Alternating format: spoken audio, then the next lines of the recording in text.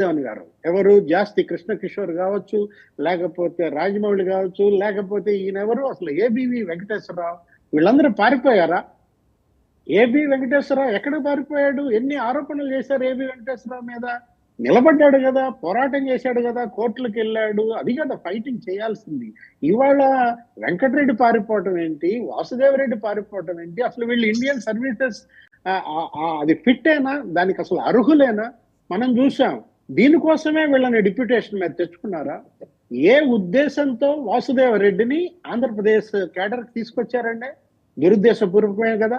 ఈ కొల్లగొట్టడం కోసమే వాసుదేవరెడ్డిని తీసుకొచ్చారా? ఇవాళ ఆయన జంప్ అవటం, వెంకటరెడ్డి అసలు ఇంతవరకు పత్తా లేకుండా పోవడం, ఉన్నతాధికారుల గురించి లుకౌట్ నోటీసులు జారీ చేయడం అప్సర్డ్. అసలు ఆంధ్రప్రదేశ్ కాదు, దేశ చరిత్రలో ఇలాంటి పరిస్థితి ఉందా? ఐఏఎస్లు, ఐపీఎస్లు, ఈ కోస్ట్ గార్డ్, ఈయనేంటి, ఇండియన్ రైల్వే ట్రాఫిక్ సర్వీస్, ఆయన కోస్ట్ గార్డు, ఇంకొకళ్ళు ధర్మారెడ్డి గారు, డిఫెన్స్ సర్వీసెస్ అండి, డిఫెన్స్ సర్వీసెస్ నుంచి వచ్చారు ఆయన. ఎవరైతే డిప్యూటేషన్ మీద తెచ్చుకున్నారో వాళ్ళు వందల వేల కోట్ల అవినీతి ఆరోపణల్లో ఇవాళ కూరుకుపోయిన పరిస్థితి జగన్మోహన్ రెడ్డిని ఫిక్స్ చేసింది. రాబోయే కాలంలో మరి ఏం జరుగుతుందో చూడాలా. ఇవాళ ప్రజలంతా కూడా చైతన్యవంతులయ్యారు. అందరూ అన్ని చూస్తున్నారు, వీళ్ళు చేస్తున్నటువంటి ఆరోపణలను గమనిస్తున్నారు అన్నమాట. మనం ఏంటి, మీరు బుద్ధి చెప్పుడు, ఏదో కోడలకు బుద్ధి చెప్పి అత్త తెడ్డు నాగిందా, ఏదో సామెత ఏదో ఉంటాయి. జగన్మోహన్ రెడ్డి ఏమో విలువలని, విశ్వసనీయతని, రాజకీయాల్లో తన విలువల కోసమే వచ్చానంటూ ప్రసంగాలు ప్రజల్లోకి వెళ్ళిన నేపథ్యంలో ఇవాళ జగన్మోహన్ రెడ్డి ప్రభుత్వం పీకల్లోతో అవినీతి కుంభకోణాల్లో కూరుకుపోవటం కానీ, మద్యం, ఇప్పుడు మన మాటల్లో కూడా తెలంగాణ, ఆంధ్రప్రదేశ్ మద్యం అమ్మకాల మధ్య వ్యత్యాసం ఎంత? 2019లో ఎంత ఉంది, ఇప్పుడు ఎంత ఉంది? అప్పుడు కేవలం 4,000 కోట్ల వ్యత్యాసమే ఉంటే ఇప్పుడు 40,000 కోట్ల వ్యత్యాసం ఎలా వచ్చింది? ఆ 36,000 కోట్లు ఏమైపోయాయి? ఇది కదా ఇవాళ శ్వేతపత్రంలో ఉన్నటువంటి అంశాలు. 32 కొత్త బ్రాండ్లకి అనుమతులు ఎలా ఇచ్చారు? 20 డిపోలు ఎందుకు మూసేశారు? మరి కొత్త డిపోలను ఎందుకు తీసుకొచ్చారు? లేకపోతే అసలు తయారీ వీళ్ళే. పొలిటికల్ అనలిస్ట్ గారు, ఒక ప్రశ్న సార్, మీకు 37 రకాల బ్రాండ్లకి ఎలా ఇచ్చారన్నారు? ఒక్క బ్రాండ్ కూడా జగన్మోహన్ రెడ్డి గారు పర్మిషన్ ఇవ్వాల.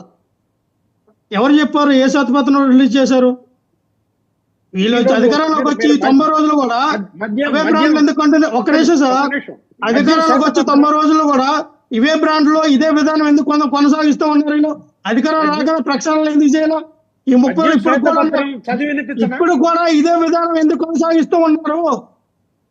ఏదో కొత్త విధానం ఎందుకు తీసుకురావాలి? మీరు చేసిన స్కామ్ ఏంటి? లక్ష్మణరావు గారు ఆయన కంప్లీట్ అప్పులన్నీ చక్కబెట్టాలి కదా. అప్పులకి ఏం మాట్లాడారు సార్? ఆయన తగిలితే జగన్మోహన్ రెడ్డి, వదిలితే జగన్మోహన్ రెడ్డి. ఆయనేమో టీడీపీ నాయకులు, బీజేపీ నాయకులు.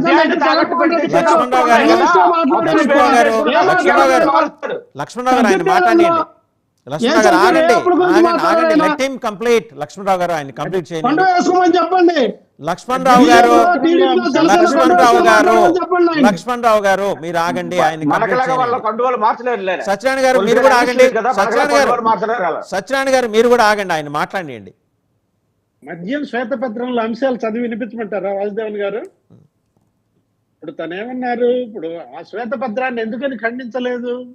మద్యం శ్వేతపత్రాన్ని